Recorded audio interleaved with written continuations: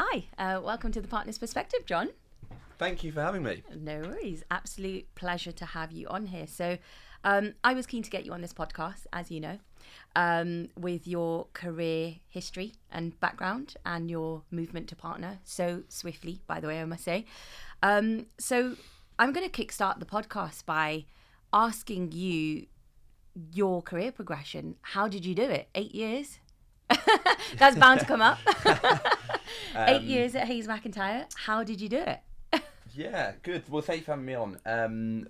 So I suppose, I joined the firm back in 2012 as an audit graduate. Back then, we just joined as sort of generalists. So I gathered experience throughout all the sort of different sectors in the firm. At the end of the 3 years, I sort of had the debate, as everyone does, about whether you stay or do you go and explore something different.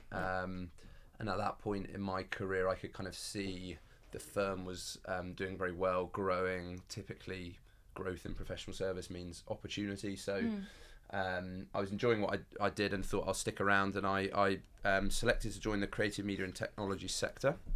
I probably picked that as an area that I'm interested in, but also I felt there was going to be a huge opportunity. I kind of felt at that stage, the future of business is likely to be in these areas. So moved into an assistant manager role, and then just, I suppose, worked very hard. I was fortunate enough to be in a team where there was huge amounts of growth, so lots of opportunity came. I said yes to everything, put myself forward for as much as I could internally. And the other thing I did is started business developing very early. Okay.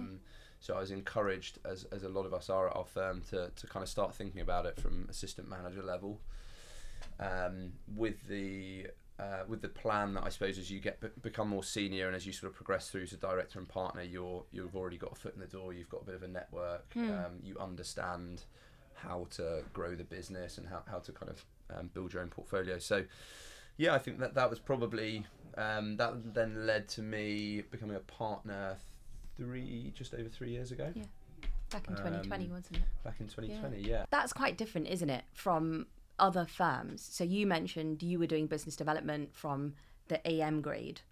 That's really different from other firms. Do you think that's what were you quite receptive to that? Is that something you were really keen to get stuck into?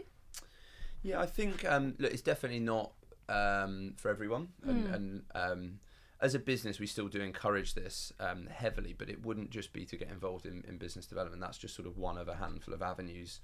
I guess what we do is we encourage people to develop skills outside of their technical role very early on. So, thinking about some people in my team, there are some who have been very heavily involved in sort of the people side, so mentoring, recruiting, learning and development programs, etc., from a very early stage in their careers as well. Yeah. So by the time they're sort of getting to senior manager, director, partner, they're very well versed in these things and sort of have a lot of experience that they can build on. Similarly, there are different roles that we sort of encourage people to get involved in internally, whether that's training, recruitment, business development, as I say. Other kind of internal projects, so management of elements of the business. I think sort of if you look around our firm, our sector heads are very young generally, and we're encouraged from a very early stage to be taking some ownership of the areas of the business that we're working in, which, as I say, I think it is different to some other firms. Yeah. But it seems to have been kind of a big part of haysmacintyre's ethos forever, and hence kind of we're continuing. Yeah, absolutely. I mean, look, the work that I do across the big 4, top 10 and smaller boutique consulting firms, that doesn't tend to kick in up until maybe you might be assisting at the manager level and then doing it at the senior manager grade. Now, I've spoken to candidates on the market who are absolutely fearful of business development.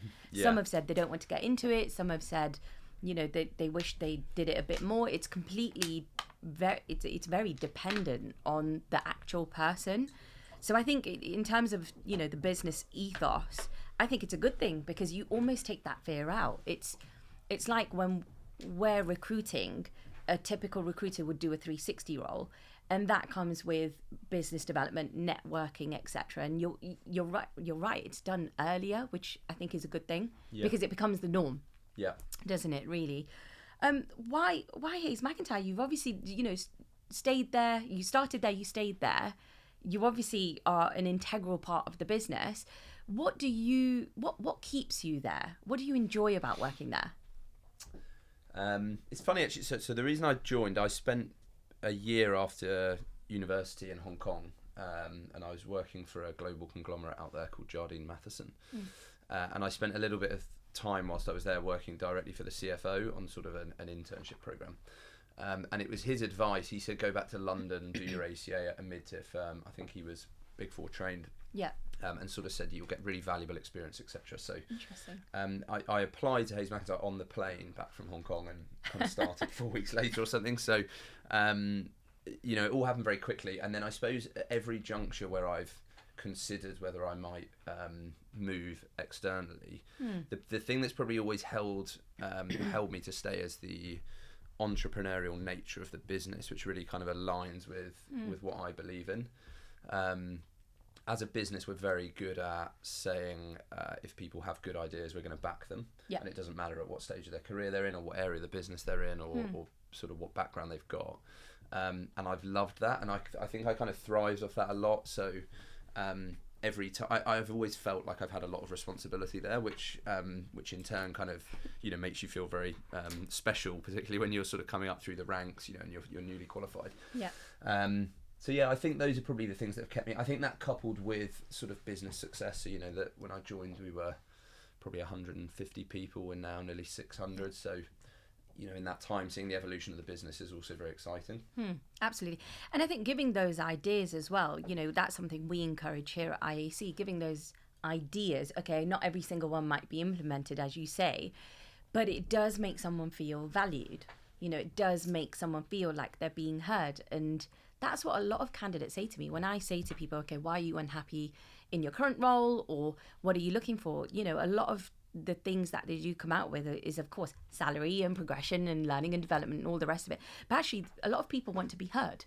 Absolutely. So yeah. And look, there's people in our team who've joined laterally from other businesses who are, who openly say they're absolutely shocked by the kind of level of responsibility or how receptive the business is to them innovating and trying new things and coming up with ideas. And I think you're able to do that when you're a smaller firm like we are, and we're certainly not going to be the only ones in the mid-tier who are able to do that. But I think it is more challenging, obviously, as you grow as a business to continue to behave like that. So we're putting in some kind of structures in place to sort of continually allow that voice to be heard, which is more difficult as the business gets bigger and obviously the kind of communication channels become a bit more layered, I would say. Yeah, absolutely. I mean, that's one of the things with businesses as they grow. Yeah, there needs to be layers in place, doesn't there? Really, really interesting point. Something that I've wanted to ask you and get out there to people who are listening is I love your career path. It's rare. It doesn't happen that quick. So I'm going to ask you all the questions while I can. I'll be honest. What tips would you give to others? You mentioned earlier, put yourself forward, say yes to everything. But there's also a fine balance, because I know at that newly qual level, there's a lot of pressure. It's one audit after the other, next, and it does become difficult. What tips would you give to others who want to make it to partner? They might be a senior manager, they might be a manager, they might be a director waiting for that promotion. Yeah, look, I think it's useful to look at the skill set of partners within your business and work out what those are really early on, and then develop a bit of a plan as to how you're going to develop those skills. Because ultimately, that those skills are going to be required at a point in time in the future, and the earlier you can start to build on those, the better place you're putting yourself. So for me, probably some of the biggest things I would work on, I think someone said to me once, you've got to be a chameleon in professional services, which basically means you've got to be able to fit into any situation. You've got to have the emotional intelligence to be able to walk into a room and deal with everyone in the room and sort of effectively not go in with the approach that one size fits all. You've got to have like sort of flexibility to the way you act. So I think that's a really important one. I would say being a kind of a lifelong learner probably is a really important point. So what I mean by that is never letting yourself get comfortable. You know, every time you feel a little bit comfortable in your career, it probably means that you should be putting yourself out there and trying to learn about something new.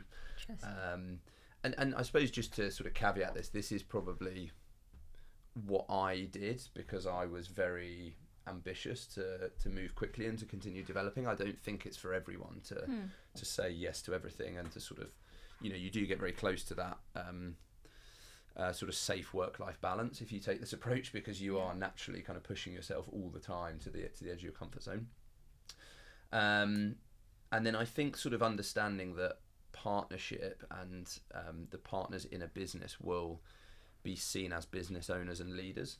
So if that is sort of what you're striving to become in your career, I think it's important to kind of step back and think about what that means, and adopting a business owner mindset and a leader mindset within your business before you become partner, to sort of show the partners in the organisation that you have the ability to be able to step into that role. Lots there. Lots of tips and lots of information. I mean, I like the thing that you said about a chameleon. You're right. You need to have. There's this thing where people always thought to get into a senior leadership position, IQ. It's all about IQ, and it's not. It's about reading the room. It's knowing one message, you know, can land differently on other people, and it's how you can be versatile as a leader to know actually that's not quite landed with that person, and it's reading that person, isn't it? That's really, really key. Yeah, absolutely. And sort of the role evolves, and even in the manager grades within professional services, you know, you have so many stakeholders to your day-to-day life, and in partnership you arguably have even more. So you know, you've got to be able to read your clients and respond to them, but you also internally, your team, you know, how are they responding to your style of management? You need to be flexible to different people. Then you've got to think about if you're going out selling and you know, you're meeting people for the first time, how are they responding to you? If you're thinking about your referral networks, you know, why would they refer you business? You have to sort of connect with each of these different stakeholders on a different level, which is challenging. But I think if people sort of if people think about it and approach every conversation and every situation differently and are quite open-minded, actually it does sort of it does come quite naturally. When it comes to winning a business, what would you say? Would you say it's the brand, or would you say it's you or a person? Yeah, I think it's difficult for a mid-tier firm to rely on their brand. Okay. In certain areas of our business, we have a very strong brand. So in certain markets, businesses will associate haysmacintyre as being sort of one of the best. Yeah. But that's certainly not true just sort of the general market. You know, we're a sort of classic mid-tier firm where some people will have heard of us and others won't. So I think in business development, we do have to be very hungry and proactive in what we do. And I think we need to be focused in the markets where we want to grow our business, which I think we do quite well as a firm. And then when I think it's sort of when it comes to actually sort of, you know, executing on a new client, it probably comes down to the relationship, but I actually think a sort of depth of relationship is really important. And you know, a lot of recent wins that we've had, the feedback has been, you know, we felt that the relationship between the audit committee and the partner was strong, but actually the relationship between the finance team and the manager and your supervisor, etc., who will often come along as part of those pitches, that is really important. That's strong as well. So I think strength of relationship is very high. Then there's sort of a general understanding that you need to have an ability, so your technical quality, your audit quality, etc., that obviously has to be very strong, and you have to be able to prove that. But that's almost kind of a yes/no question. Yeah. You know, you're either good enough or you're not, and then you sort of move on to the other sort of more intangible things. And I think sector knowledge and industry expertise has done well for us as well. Interesting. I like all the points you're making. What in terms of haysmacintyre as a business, I recruit for you guys. I think everyone probably knows that anyway. But talk to me about the culture. A lot of the things that candidates that that are asking the question, who is Hays-Macintyre. I think that brand has, as you've grown, is increasingly getting out there. So people now know who you are, whereas maybe a few years ago they might have not known who you are. That's a positive. But they do say, what's different? What's different? Why should I join there? I would like listeners to know what the culture of the business is like and why should they join. If they can hear it from you, how would you piece that up? I think few things probably. So we're an independent business, so we're sort of run and owned by the partners. We have a young partnership group, so I think we are very long-term focused as a business, and sort of all the decisions that we make are very long-term, which is for me really important. I think we have a very sociable, friendly but hard-working culture. I think if you ask a lot of people at the firm, they would say they enjoy working hard because they want to, not because they feel forced to. Yeah. And I think that's a really important balance to strike. I also think because of that, we spend a lot of time connecting with each other. So we've fairly recently introduced sort of a new thing called Connect, which is a way of bringing together all the different initiatives run around the firm to connect our staff together, and to kind of we acknowledge that as the firm gets bigger, it is much harder to keep that feel of all together. We are a single office firm still, so all 600 of us are in one office, but we're running huge initiatives, whether they be firm wide or much kind of smaller networking initiatives internally, to keep that ethos that we have and that culture that we have, where everyone gets to know each other. People feel as though there are no barriers to conversation. Like many, we're completely hot desking, so I think there are no barriers between sort of different levels and different teams within the business, which is really nice. So I think those things are all really important. And then, as I say, we're very entrepreneurial. So I think you can see from a very early stage in your career at Hays-Mac, you can have influence over the business, which is really exciting. I think for most people, you want to go in and know that you can change something for the better. Yeah, absolutely. It's really key, and I think this is really important. I think to get that out there to candidates who do come from other firms. Often the pushback, the reason behind that question was because when I speak to candidates, they always say, I want to go to industry. And obviously, I don't want that. My purpose is to keep people in professional services, to keep people in our world. And they often say, okay, so if I am going from one to another, what is the difference? Yeah. And, there are businesses and there are firms that offer different things. Yes, you might all do the same, business advisor. You have your tax teams, audit teams, accounts teams. And essentially the work could be similar, but the culture does differ. You've got little pockets, haven't you? Even in the Big Four, people say, I know the Big Four, I know what they're like. And it's actually, no, it depends on the partner, doesn't it? Yeah. Depends on the partner running that team. You've got your pockets of culture within the business. Yeah. So, no, that was really, really insightful.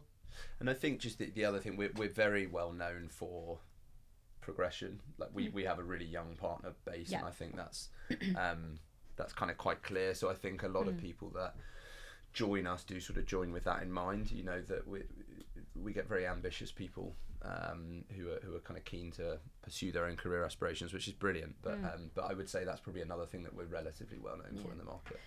Did you wake up one day and just think, okay, I want to get to partner? Because most people that I speak to, they didn't. They were like, I didn't even know. But what's your journey?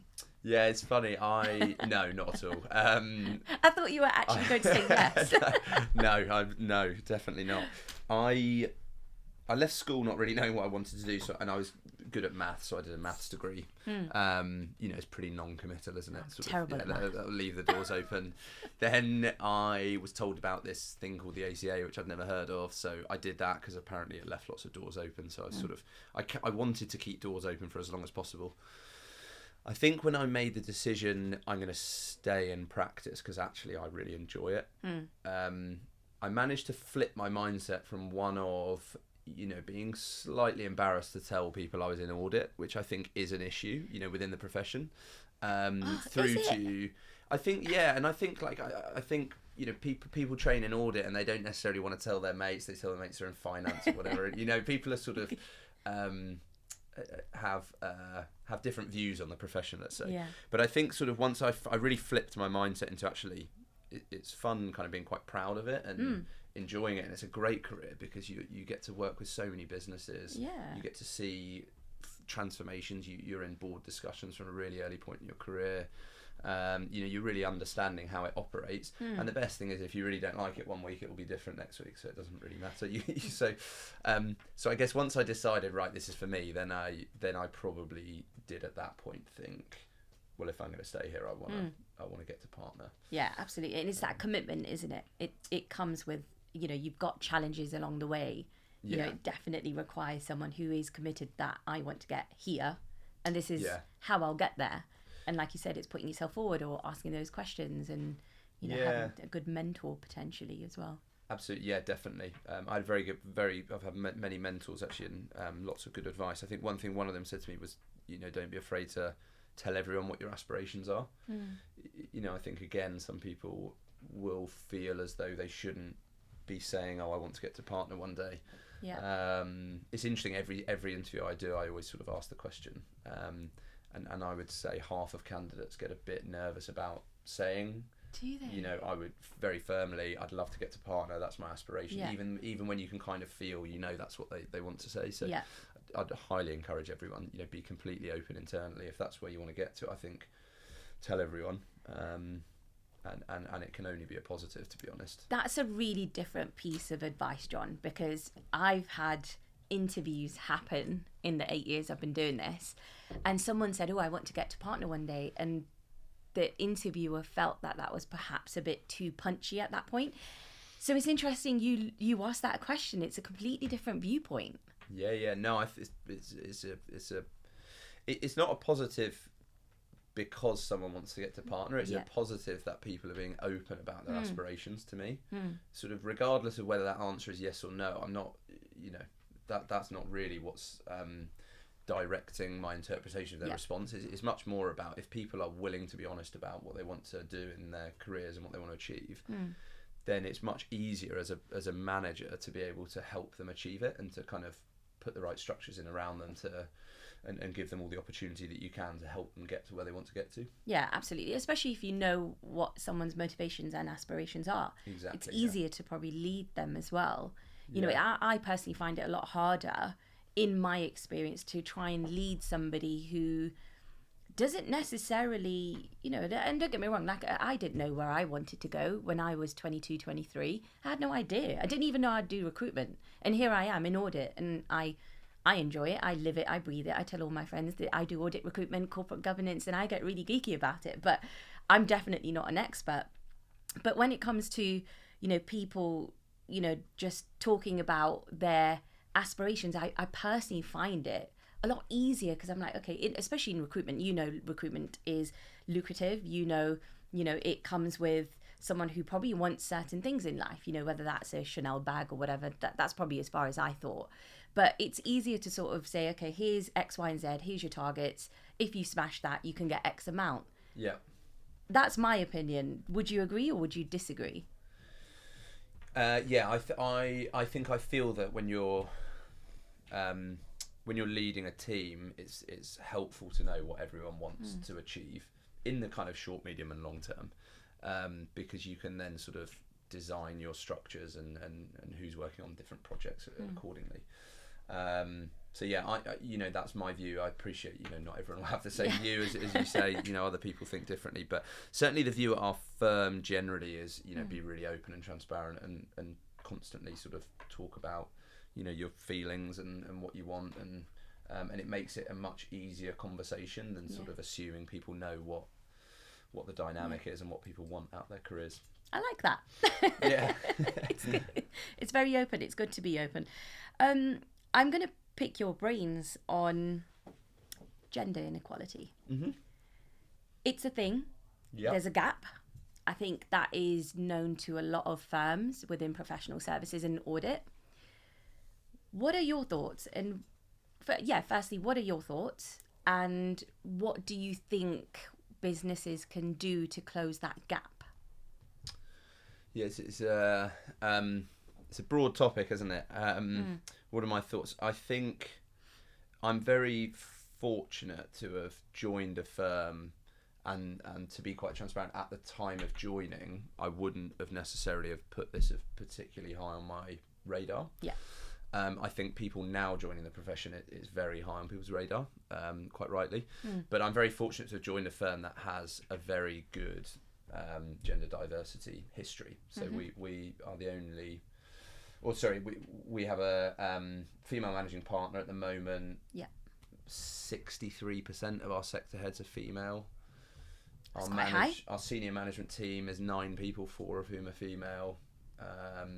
Our gender pay gap is down at, I think, about 5%, and actually if you look at the median gender pay gap, it's negative. We must be one of the only firms I'd have thought with a negative gender pay gap. So I'm very sort of lucky to have joined an environment where we have a really kind of positive culture of recognising gender diversity. Now, I think one of the ways that we have done that is we have a very young partner base.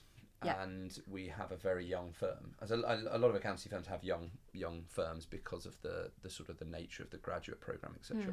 But we have a young partner base. So actually, if you look nationally, under the age of 40, the gender pay gap is far lower than over the age of 40. Yeah. And it's for pretty obvious reason why that is, and sort of everything that came before our time. So I think we benefit a lot from having a young business because it sort of helps. I also think because we've always been leaders in this place, it has attracted, a very diverse workforce. And we often hear in interviews and when people accept roles with us that is one of the key reasons that they're, interested in joining us. And for us now, it's about trying to kind of keep up, and I don't think you can ever achieve gender or any other sort of form of diversity. You don't sort of achieve it, you just keep trying to get better until forever, I guess. So what are we kind of doing now? I guess we've introduced a program recently called FemNet, which is about internal networking for females. So that's sort of broken down by teams, but all the way from junior through to partner, in fairly small groups, to talk about things like progressing your career as a female, going through starting a family, maternity leave, which might lead to sort of some elements of part-time working, those types of things, in a kind of small, safe space. I think the other thing we need to do, but I think you can always be better, is you need males to be championing it. I think in all forms of diversity, you need those in the majority to be championing D&I to prevent it sort of falling off the radar of the majority. Yeah. So that's a really kind of important part of what we're doing as well. Any programs that we're introducing around other aspects of D&I, we're really sort of trying very hard as business leaders and as a partner group to make sure that that it's supported by everyone. It's not just sort of supported by those who it directly impacts. Yeah, that's a lot of information around D&I, which I think is really important. The fact that you said, firstly, your stats are quite high. As a business, that's quite rare. I think if it is down to, or I'm not saying everything is down to because you've got a young partner base, but that would play quite a big factor, wouldn't it? Because if you look at, I'm going to relate it back to recruitment for a second. And if you look at the recruitment industry, and females tend, there is a high volume of females when they first start off, but when they do have a family, they don't tend to come back into recruitment because it is a high pressured environment. There is it's a lot of pressure to come in when you've been out for X amount of months, whether that might be a year, whether that might be less or a bit more, but there's a massive decline after that. And I don't know whether that is the same for audit, but certainly in my industry, that is one of the key that is one of the key things that tends to happen. And for me, I look at that as a female and think, okay, if that was me who was going to have a family, it makes me a bit anxious to go off and do that, because I do think, okay, how would I come back into that role? And recruitment in audit is a fast-paced environment, so I think it's I think it's good that there are young partners there. Do you think that's what it boils down to mainly? No, I don't think only that. I think it helps, and I think as a business you do get a bit of momentum if you have sort of a positive reputation in this area. Then it really helps you attract candidates from a very diverse pool, which then even sort of goes further to help. So I would say we've worked very hard at making sure this is a high priority for the firm as well. Yeah. I wouldn't sort of want to put it all down to luck of having a young workforce, but and look, to your point, I think it's really important. Coming back from maternity or paternity leave is a really integral part, and it's not just for those individuals, it's for the whole firm who are watching how those individuals are treated coming back, and are making decisions about their own career based on seeing how easy it is for people to kind of slot back into the workplace, how flexible your work environment is if you're coming back as a new parent. Those things are all very, very important, and I think are probably less difficult to pinpoint how they directly impact things like gender pay gap, but we all know they have an impact regardless. They play some sort of factor, don't they? Exactly. I find it really interesting, and rightly so, that you actually said, I think, everyone needs to champion it. Males need to, because I would feel a bit more reassured if I knew there were my male counterparts supporting that. And I'm in a business where I'm really lucky that both of, we're a 50-50 male to female leadership team. So that's quite rare in recruitment, but, it would give me reassurance that I know, that someone else was championing that for me or with me. It would give you that support, wouldn't it? So I think that's quite a really important, a very important point you make. Yeah, and it's hard to do in practice because both for those in the majority to be championing it, there's sort of a natural hesitance. This isn't my area. Should I be? Should I say it? Should I say anything? Am I sort of getting in the way here? And perhaps there's a natural hesitance. I would understand from those sort of reaching out to that group and saying, "Oh, could you, help support this?" So I don't think it's easy doing that, but I think if you can get that right, that's a real sort of it's a very nice way to sort of show very publicly that the whole business is fully in support of it. Yeah, absolutely. And I'd say, I would definitely say that has to come from us. If you give, your counterparts or your colleagues maybe just the conviction or the, just, yes, you can support me in this area. Maybe they'd feel a bit more comfortable with that. But that has to come from us, because you're right. How do they know if they're treading on toes or if they're not? How do they know I need the support or not? They're kind of they're playing a guessing game, aren't they? Really. And it's a sensitive area, right? It is. Yeah. People are always a little bit nervous talking about it. Yeah. But the good news is that I do think it's come a long way, certainly from when I started my career. And it is much more openly spoken about now. Yeah. So I think that is really helping, just to kind of make people feel a bit more comfortable about it. Yeah, no, it is. I agree. I think it's definitely, my boss, Dave, he tends to ask me, like, I'll support you. And I'm like, what am I supposed to say here? But actually, at least, at least he is being really open about it, because, not everyone is. Like you said, I think there's movements that have been made there, but I think there's still a bit of a gap to go. But that has to come from us to be like, yes, you can do that. Yeah. You can support us. Really interesting. Thank you for your contribution there. No worries. You do interviewing, right? So I'm someone that probably supplies CVs to a lot of hiring managers. You do those interviews. In an interview, what do you look for in a person? I'm going to switch it to the recruitment side now, because there's a lot of candidates that firstly don't get feedback after they've even committed to a final stage or first stage. But as a hiring manager, what would you say in that interview process you were looking for out that person? Definitely sort of number one is hunger, drive, enthusiasm, willingness and keenness to learn and develop. Passion for audit too. It doesn't even need to be audit, but a passion, like a passion to bring to the table is really important. So those are definitely sort of number one. I guess there is an element, and again, it's slightly a kind of, like I mentioned earlier, it's slightly a yes or no when it comes to things like technical capability for the role. I wouldn't sort of say, if you're exceptional at that, it puts you ahead of others necessarily. I think if you are strong enough to technically perform the role, then that's just a tick, and then you sort of move on to the more intangible elements.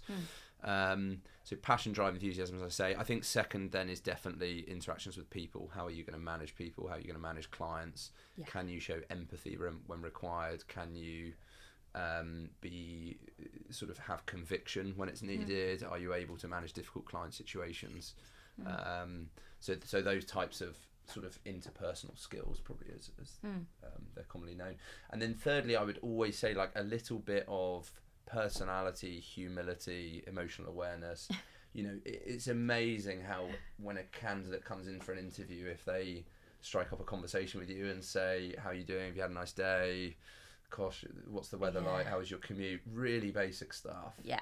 Building rapport. As a recruiter, you just immediately kind of sit there and think, oh yeah, this person will be able to build relationships with our staff, our clients, our partners, our other stakeholders of the business. So yeah, I think that's very important as well. Yeah, really important. I mean, you won't believe, I've had people interview for me when I'm a hiring manager, or, if I'm doing the first scoping call with that person to see whether they're the right fit for the jobs that I have.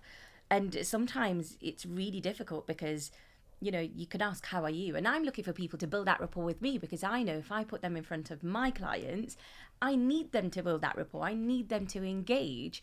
And it's, yeah, I'm fine. Yeah. So, okay, what else is there? What else is there? Yeah. And I've had other people go to interviews and, I think the hiring manager must have asked a question, why are you here for this job? And they said, because Sheena sent me. I was like, no, it happens. Yeah, that's it. Yeah, there's some good things not to say. I think you're probably laughing because you're like, yeah, I've had probably a few terrible interviews. You've had a few who've said the wrong firm. Yeah. Oh no! Why this is what not to say, guys. Yeah. So that's never a good one. Oh. Have you got any questions you want to ask me?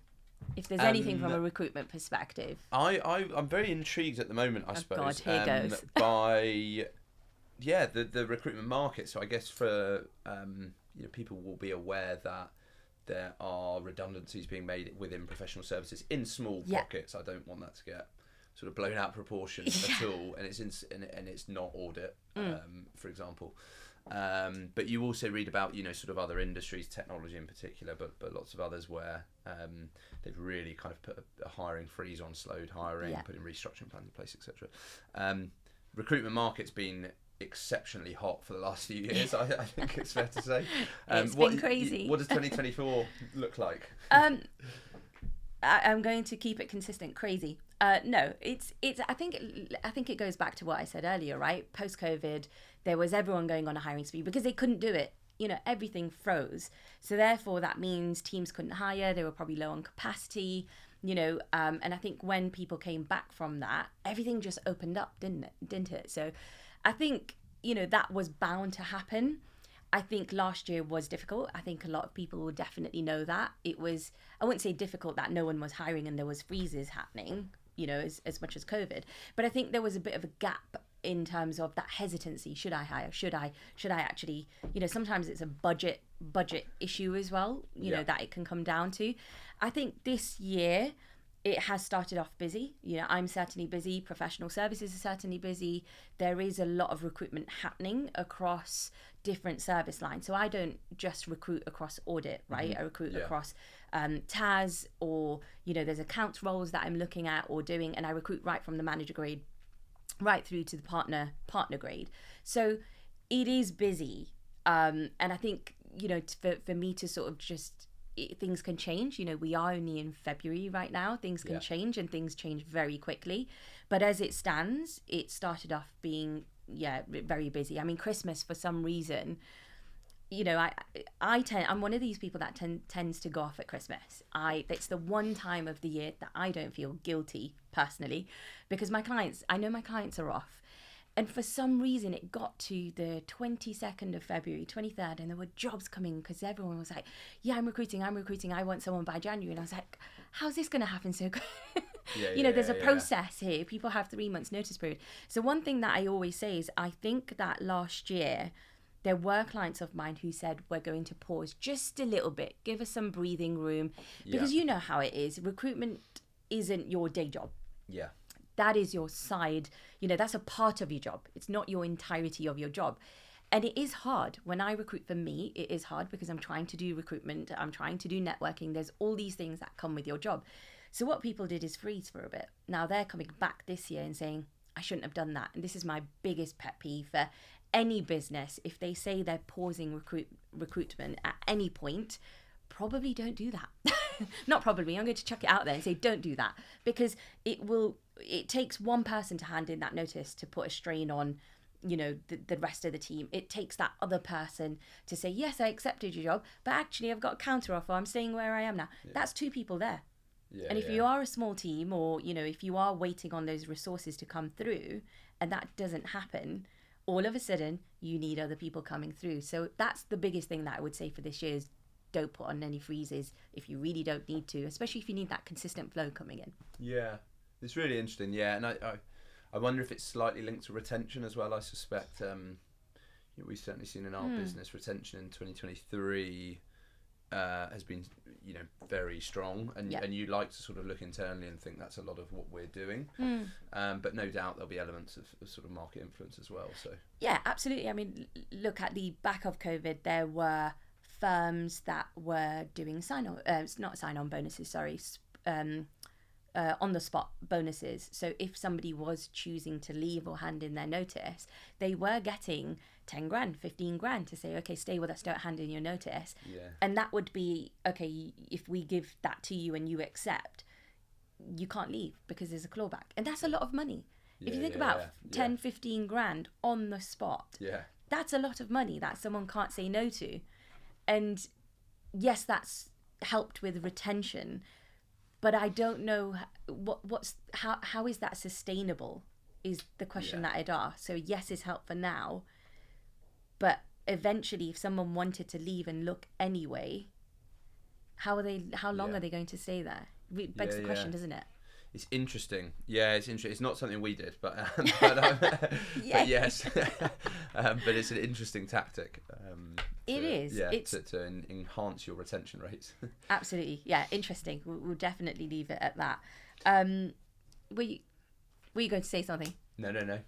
I've got one more question for you. Okay. Which candidates always want to know about. They always do tend to ask, what personal challenges have partners faced to get to partner? Because especially if that person wants to get there, they want that authenticity. They want to know, and yes, of course, we all face challenges, at any point in our career or personal that can affect work. Mm-hmm.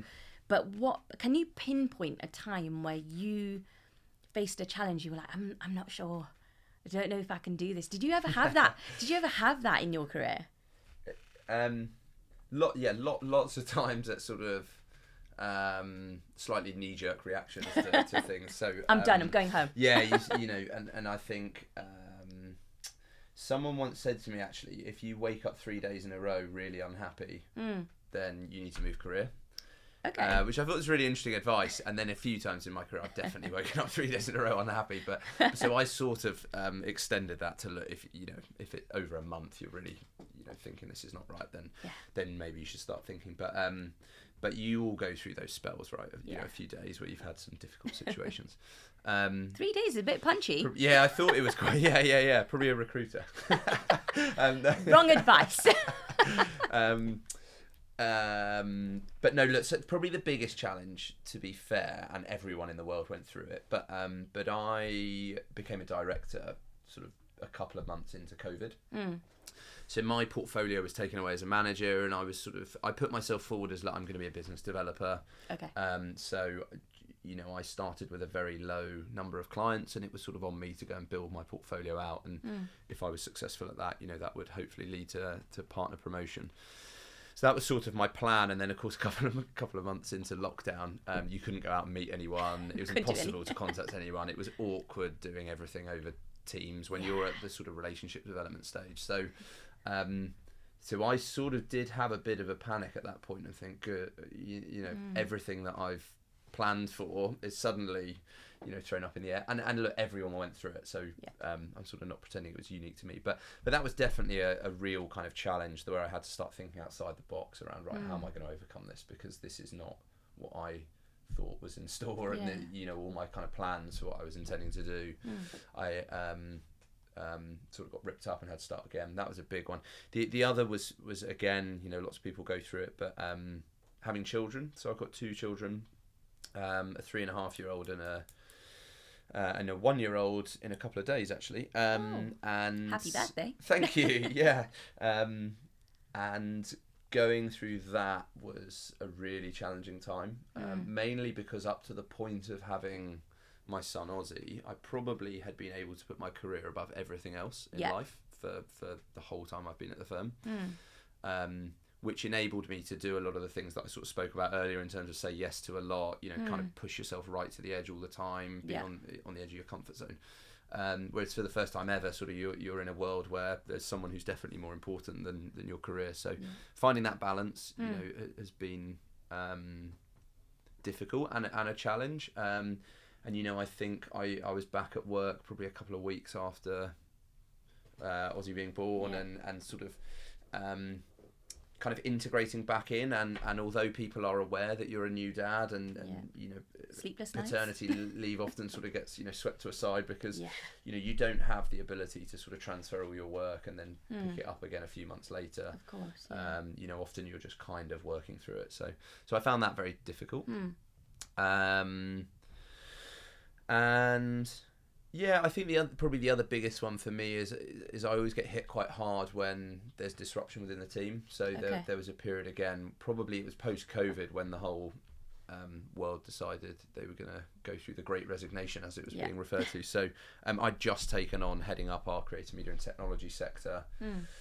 Really excited about the role, etc. And then there were a lot of resignations in the business compared to sort of what I'd been used to in the past, and that probably hit me quite personally, because I kind of felt it was my role to be in charge of that team and keep everyone inspired and everything else. So sort of very pleased to say that's was a bit of a one-off inflection point at a moment in time, but I found that very difficult to deal with. And I've since kind of learned that you have to accept in our profession, in professional services generally, that lots of people have to move on. It's the way the model works. People go off into society and do lots of other exciting things with their ACA, and that's really positive.